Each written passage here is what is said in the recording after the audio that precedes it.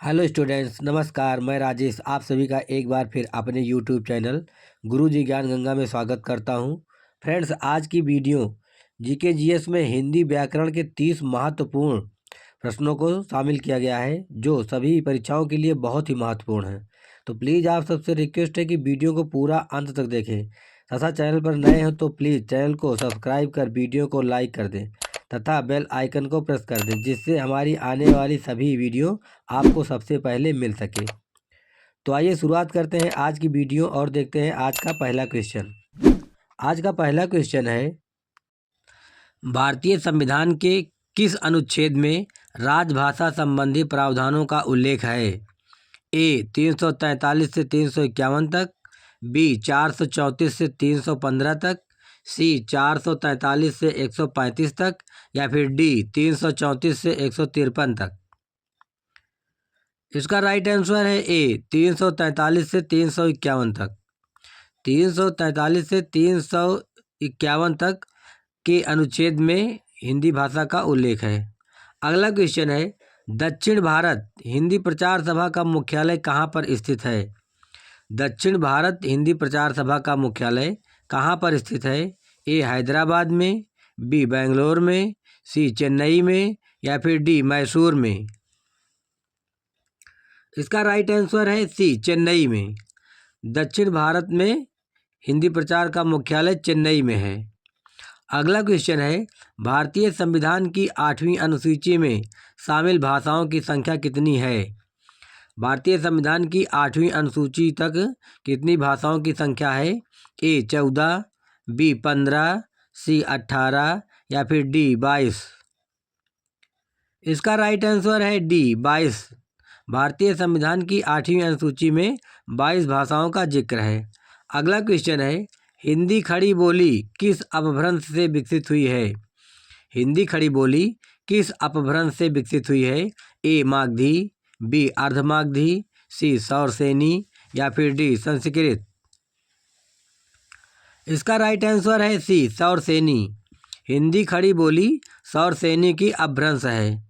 अगला क्वेश्चन है, भाषाई आधार पर सर्वप्रथम किस राज्य का गठन हुआ? भाषाई आधार पर सर्वप्रथम किस राज्य का गठन हुआ? ए पंजाब, बी हरियाणा, सी राजस्थान, या फिर डी आंध्र प्रदेश। इसका राइट आंसर है डी आंध्र प्रदेश। भाषाई आधार पर सर्वप्रथम आंध्र प्रदेश राज्य का गठन हुआ है। भाषा के आधार पर सर्वप्रथम आंध्र प्रदेश का गठन हुआ। अगला क्वेश्चन है, बघेली बोली का संबंध किस उपभाषा से है? बघेली बोली का संबंध किस उपभाषा से है? ए राजस्थानी, बी पूर्वी हिंदी, सी बिहारी, या फिर डी पश्चिमी हिंदी। इसका राइट आंसर है बी पूर्वी हिंदी। बघेली बोली का संबंध पूर्वी हिंदी से है। अगला क्वेश्चन है, निम्न में से कौन भारोपीय परिवार की भाषा नहीं है? निम्न में से कौन भारोपीय परिवार की भाषा नहीं है? ए मराठी, बी गुजराती, सी मलयालम, या फिर डी हिंदी। इसका राइट आंसर है सी मलयालम। मलयालम जो है वो भारोपीय परिवार की भाषा नहीं है, जबकि मराठी, गुजराती, हिंदी ये सभी भारोपीय परिवार की भाषा हैं। अगला क्वेश्चन है, हिंदी दिवस किस दिन मनाया जाता है? हिंदी दिवस किस दिन मनाया जाता है? ए 11 जून को, बी 14 सितंबर को, सी 28 सितंबर को, या फिर डी 10 अक्टूबर को। इसका राइट आंसर है बी 14 सितंबर को। हिंदी दिवस 14 सितंबर को मनाया जाता है। अगला क्वेश्चन है, संकल्प शब्द में उपसर्ग बताओ। संकल्प शब्द में उपसर्ग बताओ। ए सम, बी सक, सी सक, या फिर डी सन। इसका राइट आंसर है ए सम। संकल्प शब्द में सम उपसर्ग है। सम धन कल्प बराबर संकल्प, तो इसका राइट आंसर है ए सम। अगला क्वेश्चन है, अर्वाचीन शब्द का विलोम क्या होगा? अर्वाचीन शब्द का विलोम क्या होगा? ए प्राचीन, बी सनातन, सी अधुनातन, या फिर डी आद्यतन। तो इसका राइट आंसर है ए प्राचीन।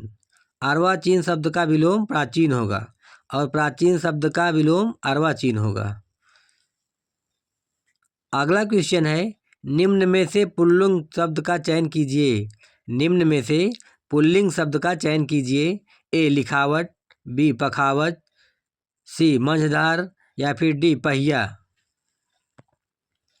इसका राइट आंसर है डी पहिया। पहिया शब्द पुल्लिंग है, बाकी तीनों शब्द स्त्रीलिंग हैं। लिखावट, पखावत, मंझधार ये सभी स्त्रीलिंग शब्द हैं। अगला क्वेश्चन है, अलंकार शब्द में कौन सा उपसर्ग है। अलंकार शब्द में कौन सा उपसर्ग है। ए अल, बी एलन, सी अलम या फिर डी आलम। इसका राइट आंसर है सी अलम। अलम धन कार बराबर अलंकार, तो इसका राइट आंसर है सी अलम। अगला क्वेश्चन है, देशभक्ति में कौन सा समास है। देशभक्ति में कौन सा समास है।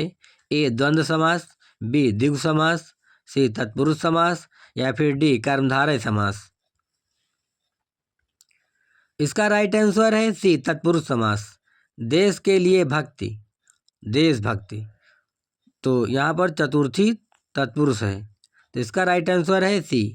अगला क्वेश्चन है, गुरूपदेश में कौन सी संधि है। गुरूपदेश में कौन सी संधि है। ए दीर्घ संधि, बी गुण संधि, सी अयाज संधि या फिर डी यण संधि। गुरुधन उपदेश बराबर गुरूपदेश, तो इसका राइट आंसर है ए दीर्घ संधि। यहाँ पर उ प्लस उ बराबर उ, तो दीर्घ संधि हुई। अगला क्वेश्चन है, वा वर्ण का उच्चारण स्थान क्या है। वा वर्ण का उच्चारण स्थान क्या है। ए कंठ, बी तालु, सी दंत या फिर डी दंतोष्ठ। इसका राइट आंसर है डी दंतोष्ठ। वा वर्ण का उच्चारण स्थान दंतोष्ठ है। का वर्ण कंठ से, ता वर्ग ताल से तथा ता वर्ग दंत होते हैं।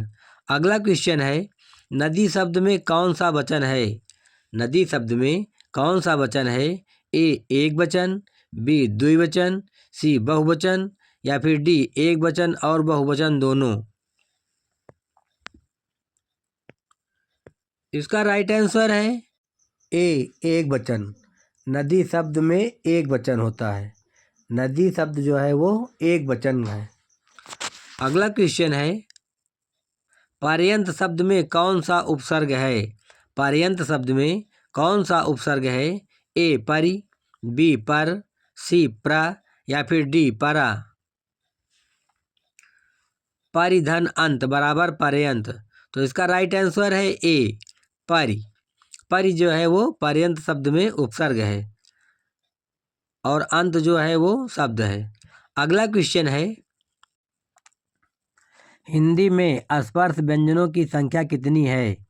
हिंदी में स्पर्श व्यंजनों की संख्या कितनी है। ए 20, बी 25, सी 30 या फिर डी 35। इसका राइट आंसर है बी 25। हिंदी में स्पर्श व्यंजनों की संख्या 25 है। का से लेकर माँ तक सभी 25 वर्ण जो हैं वो हिंदी के स्पर्श व्यंजन कहलाते हैं। अगला क्वेश्चन है, हिंदी में कौन सा शब्द पुल्लिंग है। निम्न में कौन सा शब्द पुल्लिंग है। ए चील, बी कढ़ी, सी सरसों या फिर डी संतान। इसका राइट आंसर है डी संतान। निम्न शब्दों में से संतान शब्द पुल्लिंग है, बाकी चील, कढ़ी तथा सरसों ये सभी स्त्रीलिंग शब्द हैं। अगला क्वेश्चन है, ऋजु का विलोम शब्द क्या होगा। ऋजु का विलोम शब्द क्या होगा। ए सरल, बी सीधा, सी त्रिकोण या फिर डी वक्र। इसका राइट आंसर है डी वक्र। ऋजु का विलोम शब्द वक्र होगा, जबकि सरल का कठिन, सीधा का टेढ़ा तथा त्रिकोण का चतुष्कोण विलोम शब्द होगा। तो ऋजु का विलोम शब्द है वक्र। अगला क्वेश्चन है, निम्न में से कौन अव्ययी भाव समास का उदाहरण है। निम्न शब्दों में से कौन सा शब्द अव्ययी भाव समास का उदाहरण है। ए राजपुरुष, बी अधिहरी, सी द्वादश या फिर डी पीताम्बर। इसका राइट आंसर है बी अधिहरी। अधिहर जो है वो अव्ययी भाव समास का उदाहरण है, जबकि राजपुरुष तत्पुरुष समास का उदाहरण है। अगला क्वेश्चन है, निम्न में से कौन संयुक्त व्यंजन है? निम्न में से कौन संयुक्त व्यंजन है? छाता वाला छा, ज्ञा, भा या फिर झा। इसका राइट आंसर है ज्ञा। जा प्लस इया बराबर ज्ञा। जा और इया से मिलकर जो शब्द बना है वो है ज्ञा, और यह एक संयुक्त व्यंजन है। अगला क्वेश्चन है, निष्कपट शब्द में कौन सी संधि है? निष्कपट शब्द में कौन सी संधि है? ए स्वर संधि, बी व्यंजन संधि, सी विसर्ग संधि या फिर डी इनमें से कोई नहीं। निधन कपट बराबर निष्कपट, तो इसका राइट आंसर है सी विसर्ग संधि। निधन कपट बराबर निष्कपट, तो इसका राइट आंसर हुआ सी विसर्ग संधि। निष्कपट में विसर्ग संधि है। अगला क्वेश्चन है, अकाल का पर्यायवाची शब्द है? ए अंधियारा, बी अपरिहार्य, सी अछत या फिर डी दुर्भिक्ष। इसका राइट आंसर है डी दुर्भिक्ष। अकाल का पर्यायवाची शब्द दुर्भिक्ष है, जबकि उजाला का पर्यायवाची शब्द अंधियारा तथा परिहार्य का शब्द विलोम अपरिहार्य है। अगला क्वेश्चन है, स्वच्छंद में कौन सी संधि है? स्वच्छंद में कौन सी संधि है? ए दीर्घ संधि, बी गुण संधि, सी विसर्ग संधि या फिर डी व्यंजन संधि। तो इसका राइट आंसर है डी व्यंजन संधि। स्वच्छंद में व्यंजन संधि है। अगला क्वेश्चन है, समास का विलोम क्या होगा? समास का विलोम क्या है? ए समस्या, बी सामासिक, सी व्यास या फिर डी सामासिक। इसका राइट आंसर है सी व्यास। समास का विलोम शब्द व्यास होगा। अगला क्वेश्चन है, जिसकी पूर्व से कोई आशा ना हो उसके लिए एक शब्द क्या है?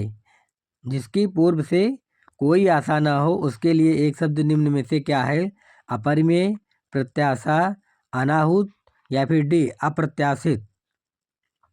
इसका राइट आंसर है डी अप्रत्याशित। जिसकी पूर्व से कोई आशा ना हो उसके लिए एक शब्द है अप्रत्याशित। अगला क्वेश्चन है, श्रुति धर्म का क्या अर्थ है? श्रुति धर्म का क्या अर्थ है?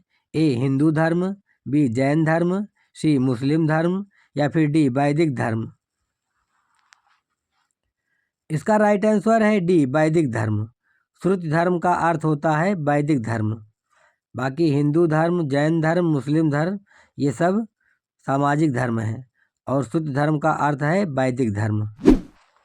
तो फ्रेंड्स, आज के वीडियो की यह महत्वपूर्ण श्रृंखला यहीं समाप्त हुई। फिर मिलेंगे अगली ऐसी ही महत्वपूर्ण वीडियो में। तब तक के लिए जय हिंद, जय भारत, वंदे मातरम।